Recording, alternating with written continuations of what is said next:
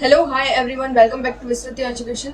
आई hope आप सबकी तैयारी काफ़ी अच्छी चल रही होगी। अपनी तैयारी को और भी बेहतरीन करने के लिए आप डाउनलोड कर सकते हैं विस्तृत एजुकेशन का एप्लीकेशन, जहां पर आपको फ्री नोट्स अवेलेबल हैं, साथ ही सारे लाइव टेस्ट अवेलेबल हैं। सो प्लीज़ डाउनलोड विस्तृत एजुकेशन एप्लीकेशन। आज की वीडियो में हम हिस्ट्री पढ़ रहे हैं। हमारा सीरीज हिस्ट्री का है। तो अभी तक हमने मेवाड़ के इतिहास तक कंप्लीट किया था। आज हम नया इतिहास शुरू करेंगे नई रियासत का, वो है मारवाड़ रियासत। तो आज हम किसका इतिहास पढ़ेंगे? मारवाड़ का इतिहास। मारवाड़ का इतिहास शुरू करेंगे। मारवाड़ का इतिहास शुरू करने से पहले, किसी भी इतिहास को शुरू करने से पहले हम ये देखते हैं कि वहाँ पर कौन सा वंश शासन करता था पहले, फिर बाद में कौन सा वंश आया था, और उस वंश के, जैसे कि राजपूत है तो वो किस वंश के राजपूत माने गए? सूर्यवंशी माने गए, चंद्रवंशी माने गए थे। अजमेर में भी हमने पढ़ा था, तो हमने ये पहले देखा था। मेवाड़ में भी हमने देखा था कि है ना कि सबसे पहले मौर्य ने शासन किया था, और फिर उसके बाद में कालभोज कैसे आए थे और कालभोज को किसने क्या माना था, ये सब। वीडियो को स्टार्ट करते हैं। मारवाड़ का इतिहास। और मारवाड़ के इतिहास में पहले मारवाड़ या मरु क्षेत्र जो था, वहां पर प्रारंभ में शासन किसने किया था? प्रारंभ में शासन किया किसने? प्रतिहारों ने। प्रतिहारों ने। जब हमने गुर्जर प्रतिहार वंश पढ़ा था तब हमने देखा था कि जालोर, बीनमाल, ये जो एरिया था उसमें प्रतिहार वंश, मंडोर, इसमें प्रतिहार वंश की स्थापना थी। मतलब प्रतिहार वंश के शासकों ने यहाँ पर शासन किया था। फिर उसके बाद में, तो इसका मतलब प्रारंभ में शासन मारवाड़ में किसने किया था? प्रतिहारों ने। और बाद में हमने पढ़ा था कि ये प्रतिहार कहाँ चले जाते हैं? बाद में चले गए, और कहाँ चले गए? कन्नौज। कन्नौज चले गए। अब शासन कौन करेगा? तो अब शासन करते हैं राठौड़। राठौड़। राठौड़ों का प्रारंभ में क्या कहा जाता था? तो प्रारंभ में इन्हें कहा जाता था राष्ट्रकूट। जब हमने गुर्जर प्रतिहार वंश का इतिहास पढ़ा था, अगर आपने वो वीडियो नहीं देखा तो आप प्लेलिस्ट में जाकर देख सकते हैं वो वीडियो। और उसमें हमने पढ़ा था कि राष्ट्रकूट जो थे वो दक्षिण भारत के शासक थे। तो ये कहाँ पर? दक्षिण भारत में शासन करने वाला वंश था, में शासन करते थे। इन्हीं को क्या कहा जाता था? राठौड़ बाद में। और ये कहाँ पर आ गए थे? मारवाड़ में। अब राठौड़ वंश को ही राज रत्नाकर और भाटों में क्या कहा गया है? हिरण्यकश्यप की संतान कहा गया है। हिरण्यकश्यप की संतान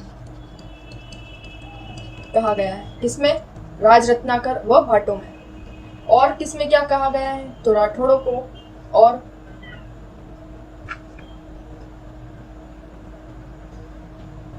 दयालदास व कर्नल जेम्स टॉड ने क्या माना? कर्नल जेम्स टॉड, इन दोनों ने क्या माना है? तो इन्हें, राठौड़ों को क्या माना है? इन दोनों ने सूर्यवंशी माना है। सूर्यवंशी,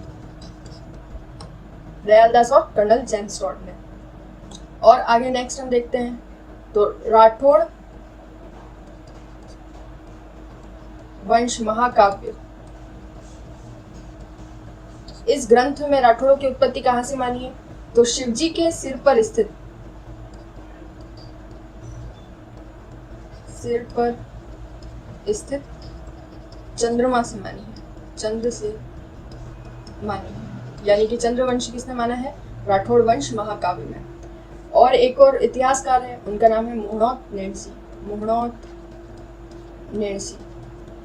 और मुहणोत नेणसी ने राठौड़ों की उत्पत्ति कहाँ से मानी है? तो इन्होंने मानी है बदायूं। और बदायूं कहाँ? तो कन्नौज। कन्नौज से मानी है। वापस रिपीट करते हैं। हमने इतिहास स्टार्ट किया है किसका? मारवाड़ का इतिहास। प्रारंभ में मरु क्षेत्र में शासन किया था किसने? प्रतिहारों ने। और बाद में ये चले गए थे कन्नौज। तो इसके बाद में शासन कौन करेगा मारवाड़ में? राठौड़। अब राठौड़ आते हैं। राठौड़ कहाँ से आए थे? तो दक्षिण भारत से। क्यों? क्योंकि राठौड़ को ही दक्षिण भारत में क्या कहा जाता था? राष्ट्रकूट। राठौड़ वंश की उत्पत्ति राज रत्नाकर व भाटों में कहाँ से मानी गई है? हिरण्यकश्यप की संतान माना गया है इसमें। और दयालदास व कर्नल जेम्स टॉड ने इन्हें सूर्यवंशी माना है। राठौड़ वंश महाकाव्य जो ग्रंथ है उसमें राठौड़ों की उत्पत्ति कहाँ से मानी गई है? तो शिवजी के सिर पर स्थित चंद्र से मानी गई, यानी कि चंद्रवंशी। मुहणोत नेणसी के अनुसार बदायूं कन्नौज से मानी गई है। फिर नेक्स्ट हम देखते हैं। अब यहाँ पर कैसे राठौड़ वंश की स्थापना हुई थी, किसने की थी? तो सबसे पहले जब मोहम्मद गौरी ने हमने अजमेर के इतिहास में पढ़ा था, मोहम्मद गौरी जब भारत छोड़कर वापस लौट रहा था अपने साथ में बंदी बनाकर पृथ्वीराज चौहान तृतीय को, तब जाते समय रास्ते में इसने जयचंद गढ़वाल की हत्या कर दी थी। चंद्रावर के युद्ध में जयचंद गढ़वाल की हत्या कर दी थी। इस युद्ध में जयचंद गढ़वाल का सब कुछ नष्ट हो गया, सब कुछ नष्ट हो गया। केवल इसका भाई बच गया, सॉरी केवल इसका भतीजा बच गया था, और केवल भतीजा बच गया, और भतीजे का नाम क्या था? राव सिंहा। राव सिंहा कन्नौज छोड़कर पश्चिम की ओर आ गया, और पश्चिम में कहाँ पर आ गया? तो पश्चिम में मारवाड़ की ओर आ गया, और यहाँ पर सोलंकियों के साथ रहने लगा, सोलंकियों के साथ रहने लगा। इस जयचंद गढ़वाल को ही राठौड़ों का आदि पुरुष भी कहा जाता है, राठौड़ों का आदि पुरुष। अब राव सिंहा कहाँ आ जाता है? तो सोलंकियों के साथ पश्चिम की ओर, यानी कि मारवाड़ के क्षेत्र में, और इधर मारवाड़ में बीकानेर से लगभग 20 किलोमीटर दूर, बीकानेर, कौन? राव सिंहा। बीकानेर से 20 किलोमीटर दूर एक क्षेत्र था जिसका नाम है कोलूमठ क्षेत्र। इस क्षेत्र में, ये क्षेत्र किसके अधीन था? तो लाखा फुलानी के अधीन था, लाखा फुलानी। इस लाखा फुलानी को पराजित किया, और इस क्षेत्र को यानी कि कोलूमठ क्षेत्र को अपना निवास स्थान बनाया, अपना निवास बनाया। फिर यहाँ से राव सिंहा कहाँ पर चले जाते हैं? पाली। यहाँ से कहाँ गए? पाली। और पाली में रहते थे पालीवाल ब्राह्मण।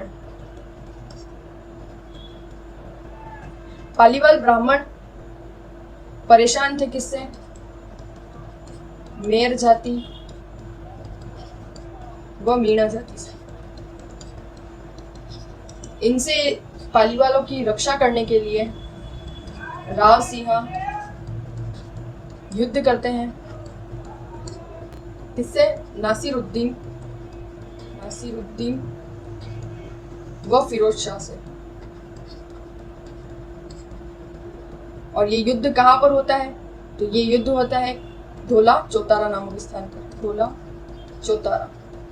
इस युद्ध में पराजित करते हैं किसको? नासिरुद्दीन और फिरोज शाह को। और ये जो युद्ध हुआ था, उस युद्ध को क्या कहा, नाम दिया गया? लाखा जवर का युद्ध, लाखा जवर का युद्ध। तो लाखा जवर का युद्ध किसके बीच हुआ था? राव सिंहा और नसीरुद्दीन व फिरोज शाह की सेना के बीच, धोला चौतारा नामक स्थान पर। ये इस युद्ध में नासिरुद्दीन और फिरोज शाह को पराजित किया। धीरे धीरे इनकी सेना की शक्ति बढ़ती गई, और फिर बाद में इन्होंने, किसने? राव सिंहा ने। तो इसको आगे बढ़ने से पहले इसको पहले रिपीट कर लेते हैं हम, जो हमने अभी तक पढ़ा है कि मोहम्मद गौरी ने जब भारत पर आक्रमण किया था दूसरी बार, पानीपत का जो दूसरा युद्ध हुआ था, उसमें जयचंद गढ़वाल की हत्या कर दी थी। और जब जा रहा था वापस मोहम्मद गौरी भारत से, तब जाते समय जयचंद गढ़वाल की हत्या कर दी थी। इस युद्ध में चंद्रावर का युद्ध हुआ था, जो कि हमने अजमेर के इतिहास में पढ़ा था। जयचंद गढ़वाल का इस युद्ध में सब कुछ नष्ट हो गया था, केवल इसका एक भतीजा बच गया था जिसका नाम था राव सिंहा। राव सिंहा अपनी जान बचाकर कहाँ भागा? पश्चिम की ओर, और पश्चिम में सोलंकियों के साथ रहने लगा। जयचंद गढ़वाल को ही राठौड़ों का आदि पुरुष भी कहा जाता है। राव सिंहा यहाँ से बीकानेर से 20 किलोमीटर दूर एक क्षेत्र है कोलूमठ, जहाँ पर लाखा फुलानी शासन करता था, इसको पराजित किया और कोलूमठ क्षेत्र को अपना निवास बनाया। फिर बीकानेर के कोलूमठ क्षेत्र से ये आगे बढ़ता है और पाली आता है। पाली में पालीवाल ब्राह्मण रहते थे, और जो परेशान थे किससे? मेर जाति व मीणा जाति से। पालीवाल ब्राह्मणों की रक्षा करने का जिम्मा उठाया किसने? राव सिंहा ने, और इसने युद्ध किया किससे? नासिरुद्दीन व फिरोज शाह के साथ, धोला चौतारा नामक स्थान पर। और ये युद्ध कहलाया लाखा जवर का युद्ध। इस युद्ध में पराजित किया राव सिंहा ने किसको? नासिरुद्दीन और फिरोज शाह की सेना को। इसके बाद राव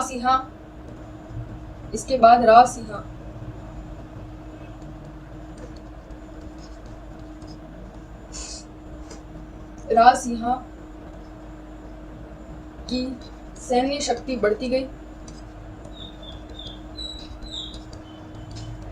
बढ़ती गई और इस राव सिंहा ने ही होली के पवित्र अवसर पर, होली के दिन, पालीवाल ब्राह्मणों को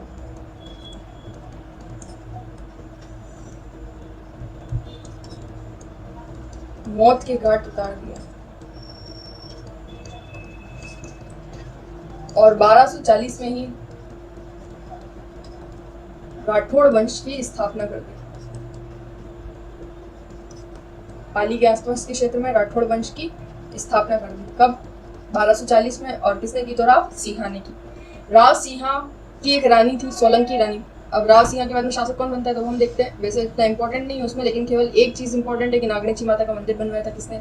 तो राव सिंहा के बाद शासक बनता है, के बाद शासक कौन बनता है तो राव सिंहा की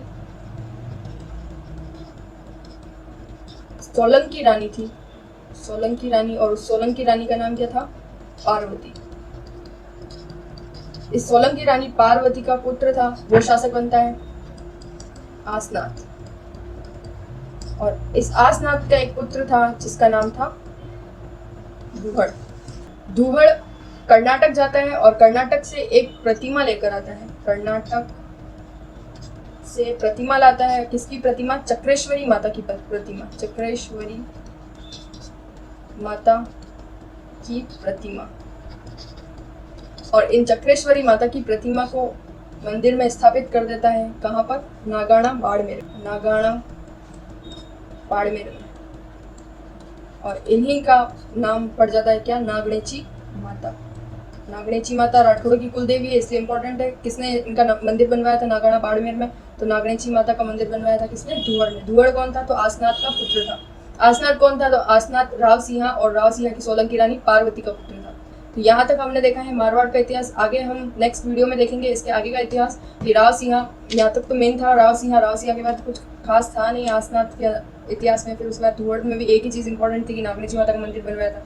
अब मेन इतिहास अब स्टार्ट होगा मारवाड़ का। मेन शासक आएंगे कि किन्होंने राठौड़ वंश की वापस मतलब स्थापना की थी वास्तविक रूप से, और किसने जोधपुर बसाया था, जोधपुर में की नींव किसने रखी थी, ये सब हम आगे देखेंगे नेक्स्ट वीडियो में।